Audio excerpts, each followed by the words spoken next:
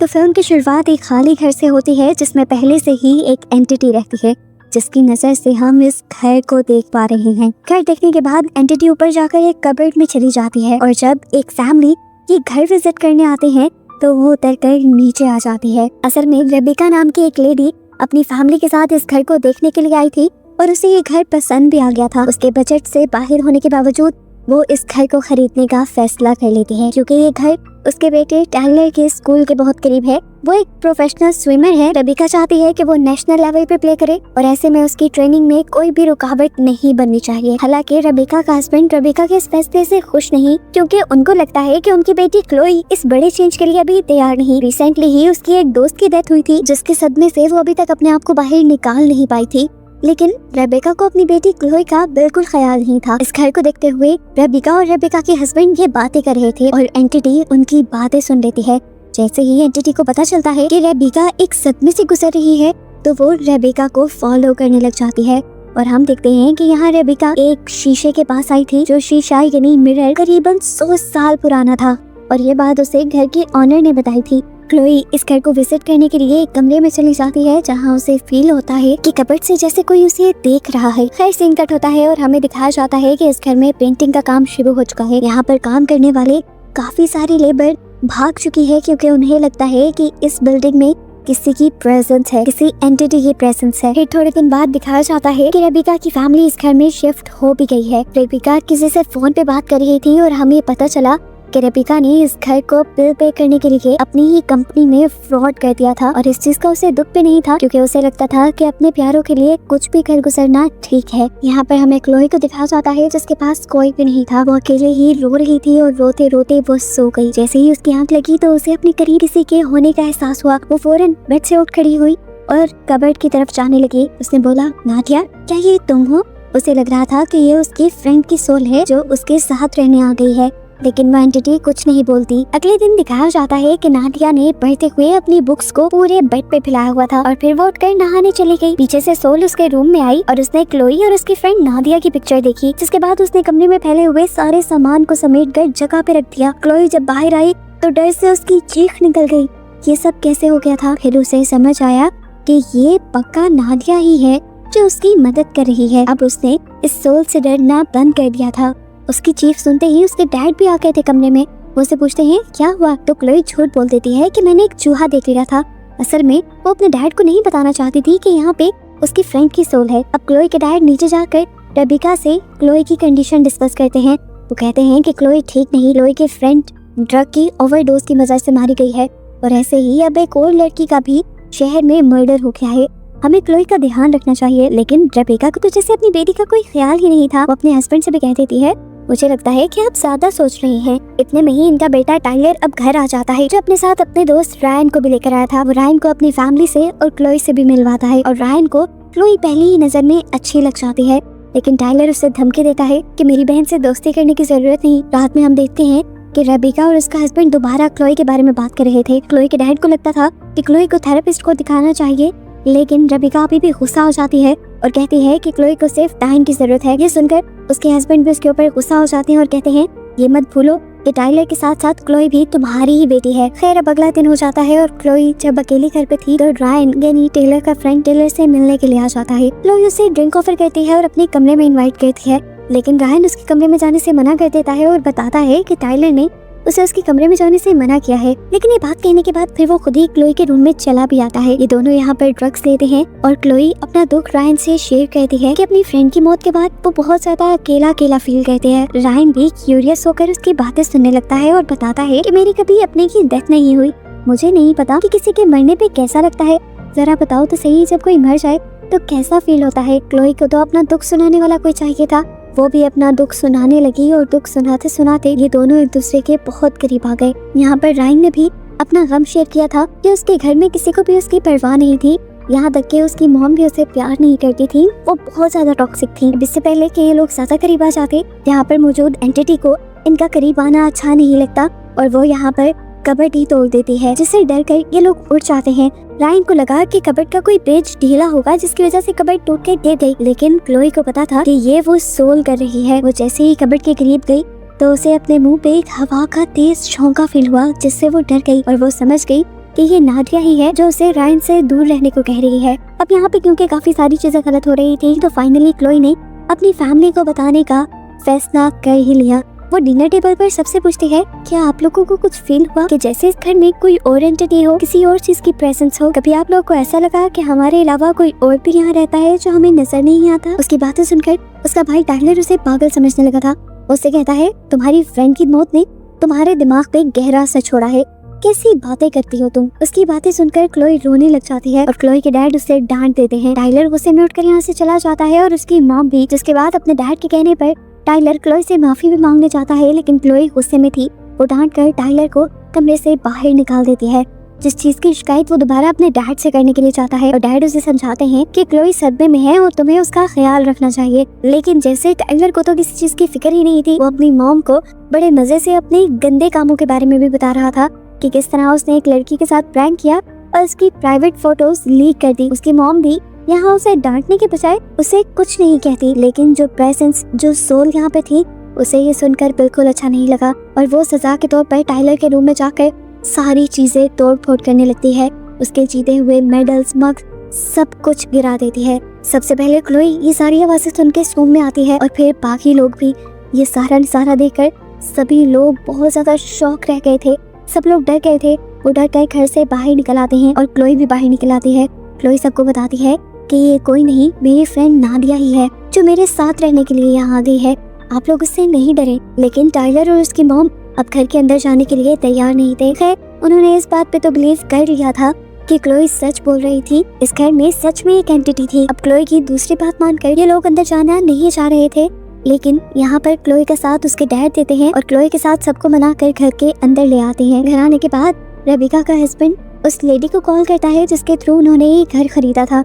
वो उससे पूछता है कि अगर यहाँ पर कोई एंटिटी थी तो आपने हमें ये घर क्यों दिया? जिसपे वो औरत बताती है कि पहले यहाँ पर कोई एंटिटी नहीं थी और अगर आप लोग को ऐसा लग रहा है कि यहाँ कोई एंटिटी है तो मैं अपनी सिस्टर इन लॉ को भेज देती हूँ।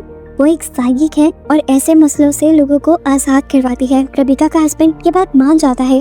अगले दिन दोपहर में वो साइकिक घर भी आ गई थी। घर में आते ही उसे अपने मुंह पे हवा का झोंका फील हुआ, जिससे वो जान गई कि वाकई ये घर हॉन्टेड है और यहाँ पर कोई एंटिटी की प्रेजेंस है। घर के अंदर आते ही थोड़ी सी चीजों को नोट करने के बाद वो सब लोगों को बताती है कि यहाँ पर एक एंटिटी की प्रेजेंस है और वो प्रेजेंस क्लोई की तरह ही सफर कर रही है। जिस तरह क्लोई की फ्रेंड की मौत के बाद क्लोई को स्ट्रेस है, ऐसे ही वो एंटिटी भी किसी स्ट्रेस में है। ये सुनकर सब लोग ही हैरान हो गए थे क्योंकि इन लोगों ने क्लोई के बारे में इस साइकी को नहीं बताया था। सही साइकी ये भी बताती है कि उस प्रेजेंस को सिर्फ क्लोई ही फील कर सकती है क्योंकि क्लोई के ट्रॉमा की वजह से क्लोई बहुत ज्यादा सेंसिटिव हो गई है और उसके लिए 4th डायमेंशन का दरवाजा खुल गया है, जिसके दूसरे पार से सोल्स और दूसरी दुनिया की चीजें उसको अपना मैसेज दे सकती हैं, उसे अपनी प्रेजेंस फील करवा सकती हैं, जिन्हें आम इंसान फील नहीं कर सकते। वो बताती है कि वो भी जब ऐसे ही किसी ड्रामा से गुजरी थी तभी 4th डायमेंशन का दरवाजा उसके लिए भी खुला था और उसने कोशिश करके इस दरवाजे को हमेशा खोल के रखा है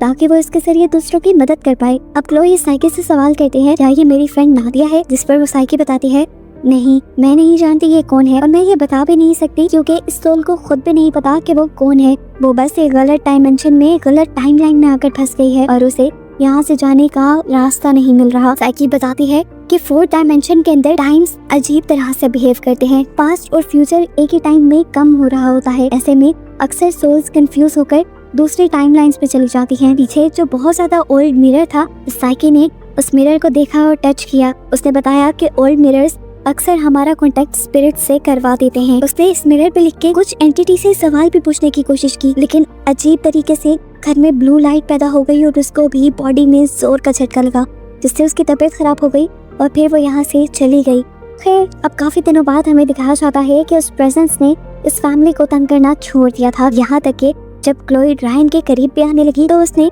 क्लोई को रोका नहीं, बल्कि ये सब ना देखने के लिए वो खुद क्लोजेट में जाकर छुप गई। क्लोई फ्री होकर जब नहाने गई तो उस एंटिटी ने देखा कि रायन उसके जूस में कुछ ड्रग्स मिला रहा था। क्लोई को ये ड्रग्स पीने से रोकने के लिए वो टेबल हिला हिलाकर जूस ही गिरा देता है। क्लोई को ये ज्यादा अजीब फील नहीं हुआ था।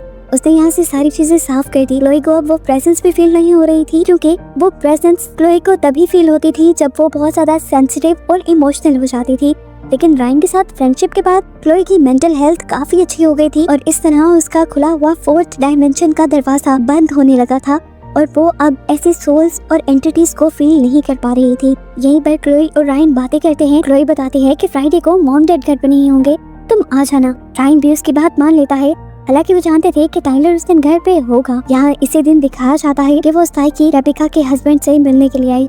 उसने बताया कि वो एंटिटी जो इस घर में है उसका रिलेशन पास्ट से नहीं है बल्कि फ्यूचर से है। वो फ्यूचर में होने वाली किसी चीज को रोकने के लिए आई है जिसका ताल्लुक विंडो से है। लेकिन रेबिका का हस्बैंड उसकी कोई बात नहीं समझ पा रहा था और क्योंकि रेबिका ने साइकी को अब अपने घर में आने से मना किया था तो वो उसे यहाँ से चले जाने को कह देता है। रात में दिखाया जाता है कि वो प्रेजेंस तड़प रही थी, उसे क्लोई को कुछ अर्जेंट बताना हो जैसे। वो क्लोई से बात करने के लिए उसे जताने के लिए टच करने की कोशिश करती है, लेकिन दिखाया जाता है कि कोई इनविजिबल वॉल उसे रोक रही है ऐसा करने से। क्योंकि क्लोई अपने मेंटल ट्रॉमा से बाहर निकल चुकी थी तो इसलिए ये सोल ना तो उसे अपनी प्रेजेंस फील करवा सकती थी और ना ही इससे कोई बात कर सकती थी। खैर फ्राइडे का दिन भी आ जाता है और रायन अब टाइलर के घर आ चुका था। वो सबसे पहले टाइलर से मिलता है और फिर फौरन ही किचन में चला जाता है। 2 जूस के गिलास लेता है और दोनों में ही ड्रग्स मिला देता है, जिसमें से एक जूस का गिलास उसने टाइलर को दे दिया, जिसे पीते ही चंद ही मिनटों में टाइलर सो गया और फिर दूसरा गिलास लेकर वो क्लोई के रूम में चला गया। रूम में आते ही इस मर्तबा क्लोई को कुछ बुरा एहसास हुआ था। उसने घबराकर पूछा, टाइलर कहाँ है? रायन ने कहा, फिक्र मत करो, मैं उसे सुला आया हूँ। ये सुनकर वो समझ गई कि जरूर रायन ने टाइलर को ड्रग्स दी होंगी। उसे सुनकर अच्छा नहीं लगा। उसने रायन से फौरन कमरे से बाहर जाने को कहा क्योंकि आज उसका रायन के करीब जाने को दिल भी नहीं था। रायन ने उसे रिलैक्स किया और अपने हाथ में पकड़ा हुआ जूस का गिलास जिसमें उसने पहले से ही ड्रग्स मिलाई हुई थी वो क्लोई को पिलाने की कोशिश की। अब एंटिटी ये सब होता देख रही थी। वो नहीं चाहती थी कि क्लोई वो जूस पिए, लेकिन क्योंकि वो इंसानों को टच नहीं कर सकती तो इस मर्तबा वो गिलास भी नहीं गिरा पाई और क्लोई ने वो जूस पी लिया। ये जूस पीते ही वो बेहोश हो जाती है और तब जाकर हमें रायन की असली शक्ल नजर आती है। वो एक घिनौना इंसान था जिसे लड़कियों को मारने में मजा आता था। उसने इस मर्तबा भी एक क्लीन ट्रैप लिया और उसे क्लोई के मुंह के ऊपर रख दिया और आहिस्ता आहिस्ता उसका दम घोटता रहा। बार बार जब वो मरने वाली होती तब वो ये क्लीन ट्रैप हटा देता था क्योंकि उसे लड़की को तड़पता देखते हुए मजा आता था। यहाँ रिवील होता है कि क्लोई की दोस्त का और एक और लड़की का भी मर्डर रायन ने ही किया था। वो एक साइको आदमी था। वो बार बार क्लीन ट्रैप से क्लोई का दम इसलिए घोट रहा था ताकि किसी को ये ना पता चले कि क्लोई का मर्डर किसी इंसान ने किया है। सबको यही लगे कि क्लोई ड्रग्स की ओवरडोज की वजह से मारी गई है। सिंपल अल्फाज में कहें तो ये लड़का एक सीरियल किलर था जिससे वो एंटिटी क्लोई को बचाने की भी कोशिश करती है, लेकिन वो अपने बैरियर की वजह से कुछ नहीं कर पा रही। अब वो एंटिटी क्लोई को बचाने के लिए टाइलर को उठाने का फैसला करती है, लेकिन वो टाइलर को भी टच नहीं कर पा रही थी। वो यहाँ पर चीजें भी गिराकर टाइलर को उठाने की कोशिश करता है, लेकिन टाइलर तो ड्रग्स के असर से बेहोश था। वो कैसे उठता? तंग आकर वो टाइलर के कान में जोर से चीख मार देता है और टाइलर डर के उठ जाता है। जब उसे होश आया तो फौरन उसे याद आया कि रायन उसके घर पे आया था और इस टाइम वो उसके करीब नहीं था। जरूर वो उसकी बहन को कोई नुकसान पहुंचाने लगा होगा। यही सोचते हुए वो भागते हुए ऊपर गया। जहाँ जाकर उसने देखा कि रायन उसकी बहन को मारने वाला है।